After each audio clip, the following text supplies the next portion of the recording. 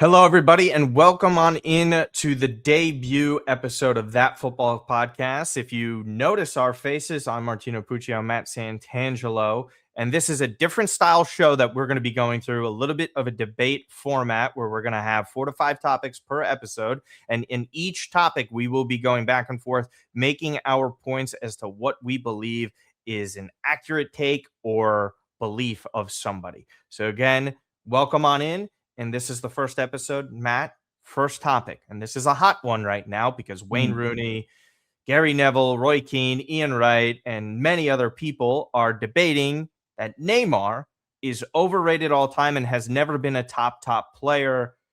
Do you agree that Neymar has never been a top player? Absolutely not. Neymar has been a top player, and he has the body of work across multiple teams, individually, as a team, with Barcelona, Santos, even for Brazil. And I think it's a classic case of looking at what he maybe has done lately and maybe that perhaps his fall off. But I think the way you look at this, it can't be, well, he didn't win a World Cup, or he didn't do this with that team or that with that team. I think if you look at his body of work, yes, he's 34 and people feel like maybe he's kind of over the hill. But if you think it in the sense of when did he hit his peak and when was he at his best, and in that era of football, how good was he relative to those in his contemporaries around him? And he was very much amongst the top players. And I think this is a horrible take by anyone who disagrees with him being, overrated. Yeah, he basically had a goal or assist per every single match at Barcelona, dominated at PSG, kept winning the league. And the majority of the time when people say Neymar is overrated, that's only because he didn't live up to their standards and what they thought he should be as a player. Underachieving to a degree does not make you overrated, because if you look at the stats, you look at the trophies that he's won, the games that he stepped up in, he scored in a Champions League final against Juventus, winning that for Barcelona, a part of arguably, if not clearly, the greatest attack of all time in the sport. And that doesn't happen without Neymar being dominant. He was the one who spearheaded that comeback against his future club in PSG. And he was always in the shadow of Messi and Ronaldo. And it didn't matter who would be playing in that era, in my opinion, in the past 30 years. You would definitely be behind Cristiano Ronaldo and, in my opinion, the greatest player of all time in Messi. So naturally, you're not going to be getting those flowers. And the pressure of playing with the Brazilian national team is something that no other player is really going to have to deal with. You will obviously have Messi in the shadow of Diego Maradona, but he was so great at a club level. Everywhere Neymar went, he was in the shadow of somebody, which is why he went to PSG and led them to a Champions League final. Was incredibly unfortunate with his injury issues over the course of his career. But if you look at his numbers and the games that he stepped up in and the trophies that he won, Neymar was as good as anybody. And just because he wasn't the best of his era doesn't make him overrated. So I don't think there's anything left for us to discuss with that. Now, another player who has been deemed overrated for a little while, Matt, is Harry Kane. Now, Harry Kane has been dominating this year in Bundesliga, in the Champions League. He has 40 goals in all competitions. If you just look at those two, he is second in the Champions League with goals with 10, and 30 in Bundesliga, has scored 10 penalties. However, Bayern have an opportunistic time to win a treble, and the World Cup is coming up this year. Can Harry Kane win the Ballon d'Or? Absolutely, Harry Kane can win the Ballon d'Or. I think this is the perfect year for him to do it. I mean, you look at his body of the work in the Champions League. You mentioned 10 goals. They dominated Atalanta. They're moving on in this competition, and many consider them to be one of the favorites to win everything here, which would be their second Champions League in a span of 5-6 years. I know they won during the COVID year, the treble with Lewandowski as their striker. And then you look at what he's doing on a regular basis in the Bundesliga. Now, people are going to say Bundesliga tax and he's dominating maybe inferior opposition. But I think that sort of gets put by the wayside when you see how prolific and dominant he's been in the Champions League for Bayern, and how crucial he's been and how consistent he's been since going to another league. Everyone's saying he's going to a league, but he's going to this league and dominating. And I want to throw it back over to those that say maybe he shouldn't win the Ballon d'Or, or maybe, based on who he's playing against, shouldn't be held to a higher standard or held above everybody else. Just look at the team he used to play for and what the position they're in now that he's left. That's all.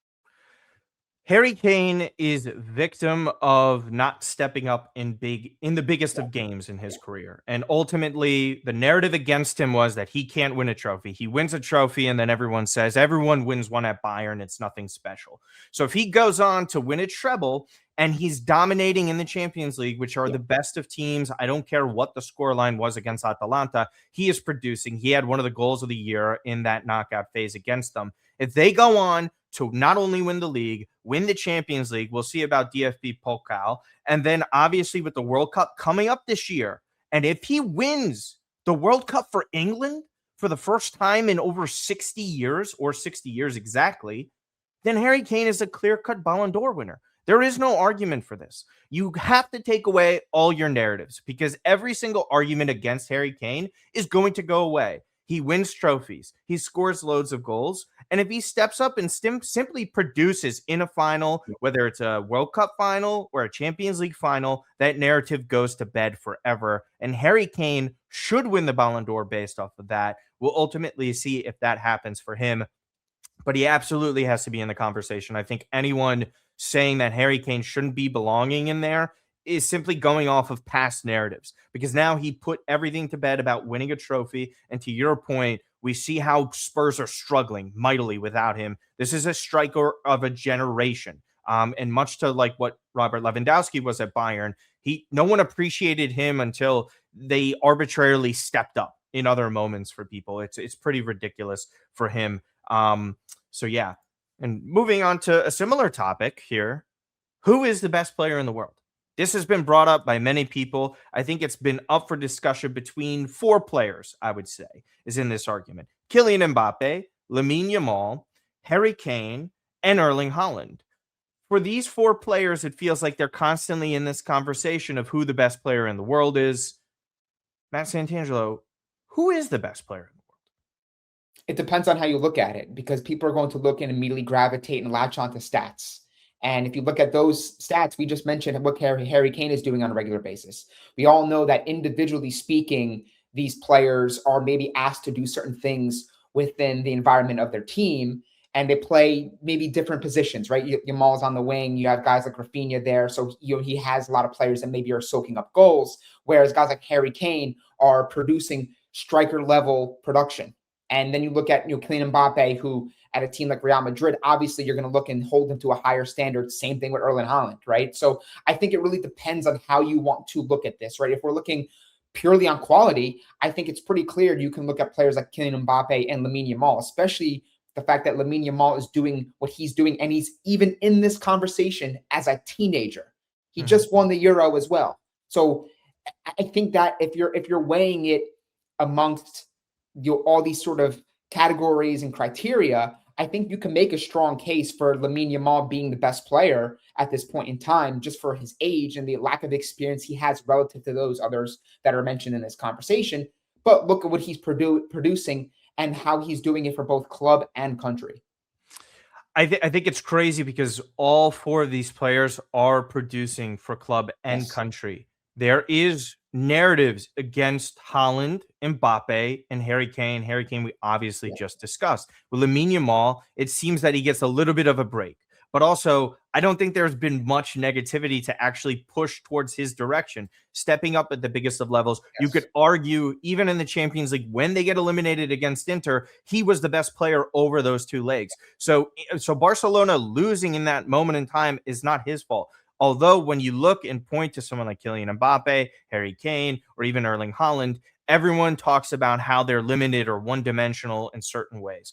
Mbappe gets flack for not being this team player who presses with that Luis Enrique conversation that we all saw. The same goes for Erling Haaland, right? We hear Roy Keane go out and say, Haaland is a championship level player if he's not scoring goals, which is a ridiculous thing to even bring up because he's scoring goals at a rate that only Cristiano Ronaldo and Leo Messi have Yeah. done, and maybe It's a lame Lewandowski argument. in their careers. Yeah. And the other part too, when it comes down to Lamine Yamal, I think he's the most complete out of all these players right now. He could dribble. He could pass better than any of these players. He presses well enough. He could score goals. He's not as prolific as a goal scorer as these other players. But you know what? We never said that about Zinedine Zidane in the 2000s or Pavel Nedved and some of these other players. Were they always the best goal scorers? No. they were the biggest game breakers. And I think right now, at this moment in time, Lamine Yamal is the biggest game breaking, best all around player. And that is crazy to say for an 18-year-old. I think it's between him and Kylian Mbappe. I think Harry Kane and Erling Haaland are phenomenal goal scorers, and they're some of the best that we've ever seen. But ultimately, when we're talking about player here, I think it's Lamine Yamal, and he's the best in the world. I think we also need to get back to, kind of having this conversation with all the kind of criteria that we mentioned when it comes to judging who the best player is. If you're looking just at goals, I think that's a horrible way to say who's the best player. Because what did we say about when Kaká won the Ballon d'Or and some of these other players of past years where it's like, oh, well, he didn't have the most goals, but he had huge, huge moments in crucial games. To your point, being a game changer, a dictating type player, and a game breaker that completely controlled games. Even if he's not scoring, Lamine Yamal is doing a lot of things from the dribbling sense. He's taking a lot of attention away, and he's able to still create as a player that is pretty much the youngest player on every pitch he sets foot on. Yeah, ultimately, I think it's Lamine Yamal right now, but the narrative would change if a Kylian Mbappe finally gets over the hump and wins the Champions League. Now, for the final topic of the day as we head into this. So, guys, don't forget to like and subscribe to the channel here and subscribe to the podcast audio-wise as well. Biggest topic and the hottest topic in the world among so many fans when it comes to rating leagues. The Premier League has struggled mightily in the Champions League this season. They have the most money. They have the most resources. They have the most viewership in the world. But Matt, is the Premier League overrated? I don't think the Premier League is overrated per se, but I think what it does tell me is that maybe there is too much competition. And what I mean by that in this league is, there is that sort of built-in view that people have that are not Premier League fans about the league being, okay, it's the best, we all get it, they have the most money, all these sorts of things. But it seems as though that when it comes time for maybe these Champions League matches or these crucial fixtures, some of these other teams have figured out a way to sort of get around maybe the disadvantages that they're in. When it comes to wage bills, we talk about it, just in a conversation like this. Atalanta has 4 times less in wages given to players than Bayern Munich does. So naturally, a team like Bayern Munich should win that game, right? But when you see teams in the Premier League make the money they do, have the high-profile players top to bottom starting and on the bench, and they're still struggling, I think there is this time now in football where some of these other teams are beginning to kind of figure out the blueprint on how to break down maybe some of these Premier League teams and the way they go about playing football, because even Premier League fans are saying, this isn't as good as a league as it used to be. And, the quality of players isn't there. The game breakers, it's all sort of formulaic in the way teams go about trying to win matches. And I think that this year, the Champions League has, lend a lot of credence to that. I think it is overrated. Truthfully, the way people talk about this league, that it's on this pedestal that we had never seen before, is utterly ridiculous. When we've had the dominance of Serie A in the 90s through the 2000s, we've seen the dominance of Spain in the 2010s. And we're not just talking about the Champions League. We're talking about teams winning the Europa League. And now we have the introduction of the Conference League. And we know that Premier League teams get in there. But there has never been a bigger gap in terms of wealth and resources between leagues than what we see with the Premier League in this FFP era relative to all these other top teams and leagues in the world. We have your Barcelonas, who are technically broke. You have Real Madrid, who are always going to have money and being able to spend on players. The same goes for the Bayern Munichs, the PSGs of the world, and even Juventus to a degree. However, the competition across everything, when you're able to invest in players, it's pathetic. We see Chelsea versus PSG is the ultimate example of this, where we know PSG spends loads of money on players, yet Chelsea spent more money than PSG, and they had gotten throttled. It wasn't even close. We see teams like Bodo Glimt go in and beat Manchester City when they should have no business of doing that. Manchester City can go and drop 200 million in a January transfer window, something that teams can't even do over the course of like 3 windows. And we're supposed to sit here and say, oh, well, they're not overrated for coming up short yet again. Look at Spurs. They do a pathetic job themselves. I understand they won Europa League last year. The Premier League, with all its resources, with all the talk and narrative around it on how great it is and how good it is, the level of production up from grassroots all the way up to the Premier League itself, they should be dominating year in, year out. And sure, you could have off years, but there's been a consistent decline that we've seen with play relative to money spent. Look at Nottingham Forest. They go and finish in a European spot, and they're absolutely trash this year. Manchester United can't do anything unless they play once a week, despite spending nonstop resources. And it doesn't even come with a transfer budget. It's wage bill. Their wage bills dominate everyone else. And in an era where there is FFP, where other clubs and countries have financial restrictions because of the revenue or lack thereof that they bring in relative to the Premier League, it shouldn't even be a contest every year. But we're having this conversation in itself proves that it's overrated, because it should be a non-disclosure agreement, right? Not an NDA,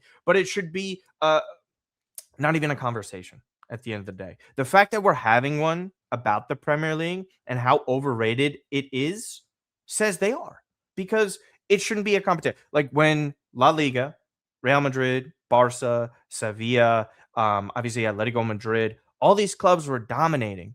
They were winning trophies. No one ever said, "Oh, is La Liga overrated?" No, they didn't. Why? Because they won on a consistent basis. And if they even weren't winning these tournaments, they were sending teams far deep into the finals. You can't say that. For the most part, the only consistent one over the past couple of years have been Manchester City and Arsenal. And yet only one of them has won that trophy. So for me, yes, the Premier League is overrated. I also think too, when you come in as the Premier League as the big bad Premier League with ego and braggadocio and everything, well, we could spend the most, we can get this player. You see it in comments on social media when it comes to a player that's outside of England. Oh, well, if we offer them this, he'll come. He'll always want to come to England. That's the place to be. When you have that going into these conversations of whether the Premier League is overrated or not, and you don't meet that expectation, absolutely there is an argument to be made about it being overrated. Now, is it still the best league in football? Yes, I absolutely agree with that. And I think that it's going to continue to attract the top players for sure, unless, of course, Spain has that sort of revolution or you know, that surge again. But truthfully, it's the same couple teams in Spain that can maybe sort of overthrow the Premier League. But truthfully, Premier League's always going to be top dog, going forward. Yep, absolutely. So, thank you guys so much for tuning in. Much faster pace than many of you are used to. Again, this should be a weekly episode and show. That Football Podcast, you know how we are. Nothing overly creative, but let us know. Give us some feedback. Give us your thoughts on all four of the topics that we discussed today. Martino Puccio, Matt Santangelo. You can go and follow him at Matt_Santangelo on Twitter. You can follow me at Martino Puch, Pooch, on Twitter as well. Don't forget to subscribe, like, and give us more of your thoughts. And we will see you next week, everybody.